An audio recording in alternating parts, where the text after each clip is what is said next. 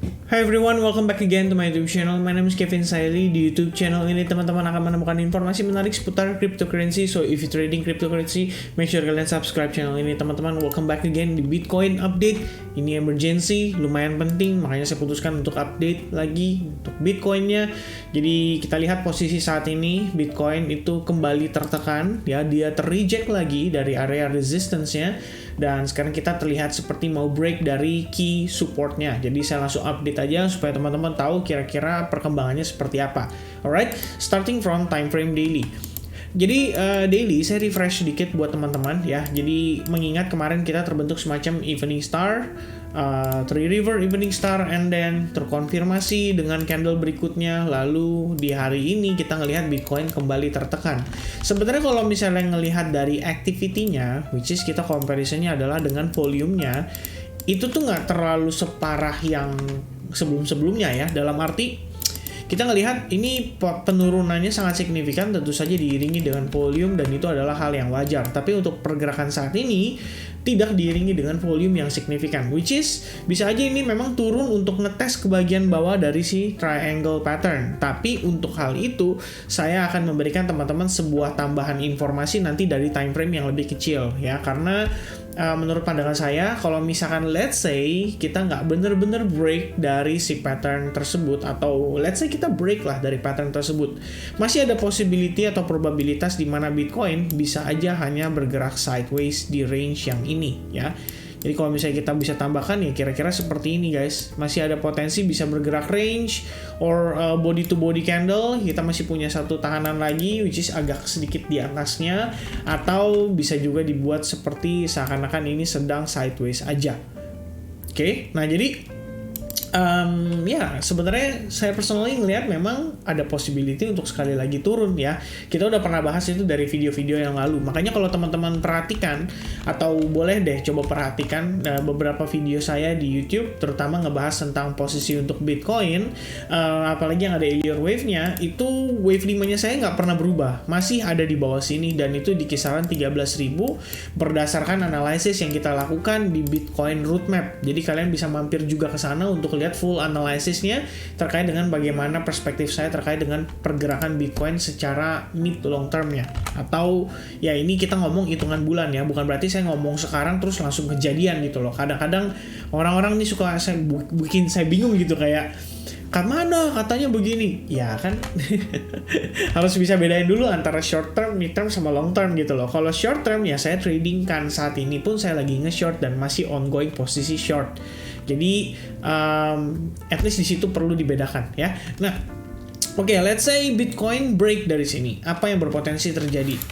Kita bisa munculkan tadi ya, ada satu buah pattern, bukan pattern sih, lebih tepatnya satu buah skenario di mana ada possibility kita hanya sideways saja, which is di kisaran range ini, or body to body, which is belum benar-benar break ya. Jadi kalau misalkan kita mau ngelihat Bitcoin break, kadang-kadang kan ada beberapa teman-teman yang suka nanya, kok gimana cara ngebedain antara fake out sama enggak? Kadang-kadang kita ngelihat dia udah break nih kok, tapi ternyata dia malah balik lagi. Oke, salah satu yang bisa bantu kalian mengidentifikasi hal tersebut adalah lihat dari segi volumenya ya.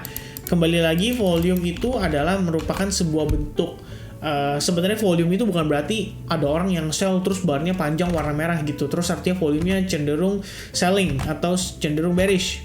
Ini sedikit perlu dibenahi ya pola pikirnya.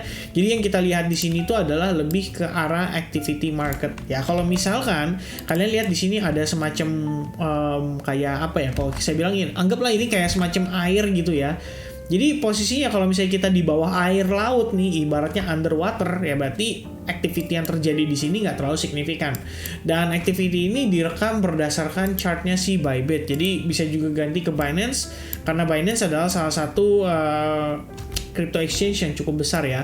Dan kalau kita lihat, ini Binance malah terbalik ya. Pada saat di sini justru volumenya cenderung tinggi dan di sini volumenya cenderung tidak terlalu tinggi.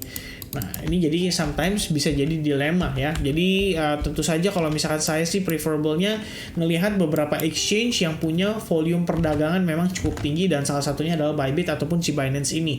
Jadi ngelihat dari posisi saat ini, oke lah kita lihat dari yang bergerak hari ini. Nah, posisi kita sebetulnya dari beberapa exchange ya, Bitfinex, Bitstamp, kemudian ada indeks dolar dari si TradingView-nya sendiri, which is ini jauh lebih valid sebetulnya. Dan kita lihat ya masih underwater, dalam artian ya overall-nya kalau kita lihat overview-nya ini posisinya underwater, yang berarti volume yang saat ini terjadi dengan tekanan saat ini itu belum berbanding lurus ya, dalam artian belum benar-benar bisa dikatakan ini adalah pressure sellers yang diberikan oleh banyak orang ya. Tapi kalau misalkan sedikit tambahan soal volume, sekali lagi terakhir, activity di sana itu dihitung berdasarkan order ticket. Jadi kalau misalkan teman-teman mungkin trading di perpetual contract atau di derivatif, itu kan ada yang nge-short. Nah, makin banyak yang nge-short, tiketnya akan ter-record dan volumenya akan semakin lebih besar atau lebih tinggi, ibaratnya seperti itu.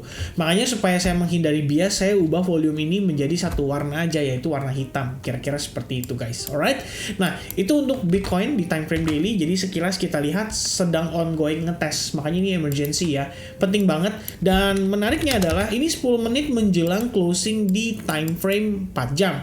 Kalau misalkan 10 menit ini bisa menolong Bitcoin untuk close at least di atas lagi daripada si trendline-nya, menarik berarti ya. Trendline ini berarti benar-benar punya power khusus yang bisa nahan penekanan atau pressure dari para sellersnya si Bitcoin saat ini ya. Tapi kalau misalkan let's say kita nggak mampu close back atau ya kita close slightly di bawah level tersebut, it's okay ya. Tetap kita harus melakukan antisipasi terhadap possibility di mana kalau kita berbicara secara area yang memiliki beberapa area major support, yang pertama itu adalah di kisaran range price ini.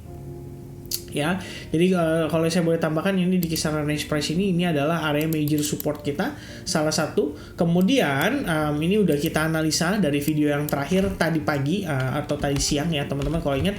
Jadi ini kita udah analisis, mungkin saya tetap pakai di sini aja ya biar teman-teman bisa lihat lagi. Nah lalu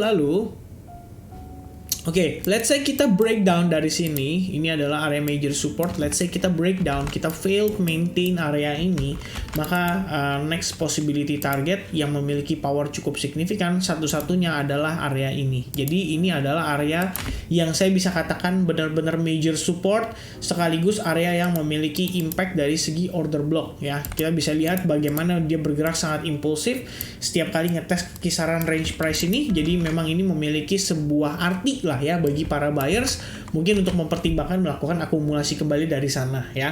At least seperti itu guys. Nah, sedikit tambahan, tadi siang itu kita sempat discuss ya, sebenarnya bukan siang sih. Ini saya update sekitar jam 23.46 UTC plus 7, artinya jam 11.46 tadi malam. Kita ada discuss waktu marketnya naik. Ini saya katakan di grup bahwa ada potensi kita itu cuma lagi ngetes exponential moving average yang 21 sekaligus area bearish order blocknya ya. Dan rupanya setelah testing itu prosesnya itu kita terreject langsung signifikan, dan di time frame 15 menit sebetulnya kalau teman-teman ngeplot ya, di sini kelihatan kok ada sebuah pattern korektif terbentuk, yaitu rising wedge pattern, dan di akhir patternnya ini ada pelemahan momentum buyers yang begitu signifikan. Jadi dari yang strong banget and then pull back and then slowly agak lebih tinggi and then dia pull back slowly but no higher high and then boom breakdown ya, sedikit pullback, ngetes and then langsung drop signifikan ya. Kira-kira seperti itu kalau proses yang terlihat di time frame 15 menit. Nah, jadi sebenarnya kesimpulannya apa? Kalau misalkan mengacu pada Elliott Wave yang saya buat terakhir, saya sedikit update ya, karena terlihat di sini menurut saya agak kurang ideal tadi. Jadi saya agak jomplang, saya update seperti ini. Jadi ini overall prosesnya 5 wave juga untuk dia ngejar ke wave 3-nya seperti ini.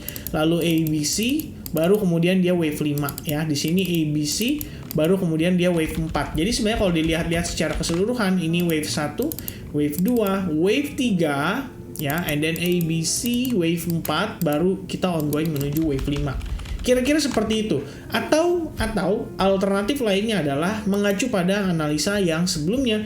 Jadi kalau misalnya kita ngelihat ternyata pada area ini kita dapat pantulan, Berarti recently, lebih tepatnya tadi ya sekitar jam 12 siang saya update ke teman-teman juga ya kira-kira seperti ini. Berarti kita sedang menemukan potensi wave 5-nya kita. Jadi untuk saat ini kita harus sama-sama perhatikan ya reaksi daripada market, terutama dari harga Bitcoin. Apakah kita akan mendapatkan rejection dari sini, which is kita terpantul lagi, and then kita menuju ke ABC corrective pattern buat wave 2-nya. Ya, dimana kalau misalnya kita seandainya kita menemukan sudah bottomnya di kisaran level ini, let's say bottomnya di sini, maka next potential target adalah Fibo 50.38 dan 61,8, artinya 20.800 sampai 21.200 itu punya probabilitas untuk dites. Tapi sebelum kita ngomongin ke sana, tetap ya guys, yang paling penting adalah apakah Bitcoin bisa maintain di atas support areanya saat ini. Dan kalau misalnya nggak bisa gimana? Oke, berarti kita akan mengacu ke skenario berikutnya, yaitu untuk wave 5 dan overall wave 1 keseluruhan, which is kayak gini. Nah, ya before dia wave 2, berarti ada kemungkinan kita akan ngetes balik ke major support yang ada pada time frame sebelumnya, yang sekaligus merupakan bullish order block. Alright, so teman-teman, itu sedikit kesimpulan dari saya ya. As a trader, at least kita harus punya gambaran ya, antisipasi. Makanya saya selalu suka dengan analogi seperti bermain catur, dalam artian ya kalau kita main catur, seandainya musuh gerakin kuda duluan, ngerakin pion duluan, atau menggerakkan ratu duluan, kita harus selalu punya pertimbangan dan analisa apa nih yang akan berikutnya dia lakukan. Dan itulah yang selalu saya terapkan di dalam YouTube channel saya. Jadi saya nggak mau bikin teman-teman tuh kayak FOMO, kayak kepikiran bahwa oh ini nih kalau dia ngomong begini pasti bener. Tidak ada yang 100% pasti benar guys. Yang ada adalah probabilitas mana yang lebih tinggi dan mana yang lebih rendah. Dan tentu saja kita akan follow dengan analisa serta skenario yang memiliki probabilitas lebih tinggi. Even itu 50 plus 1 ya. Jadi saya katakan sekali lagi, saya tidak pasti benar, ada kemungkinan saya bisa salah. So make sure kalian gunakan konten atau informasi yang saya bagikan di video ini dengan sebaik mungkin, dan tetap do your own research before kalian decide melakukan transaksi atau investment kalian di market crypto. I think that's it. Thank you so much buat teman-teman yang sudah nonton video ini sampai finish. Once again, God bless everyone. Sampai ketemu di video update berikutnya. Jangan lupa subscribe channel ini dan give me your likes button kalau misalkan kalian suka dengan apa yang saya bahas di sini. So I think that's it. Once again, sampai ketemu di update berikutnya. Cheers.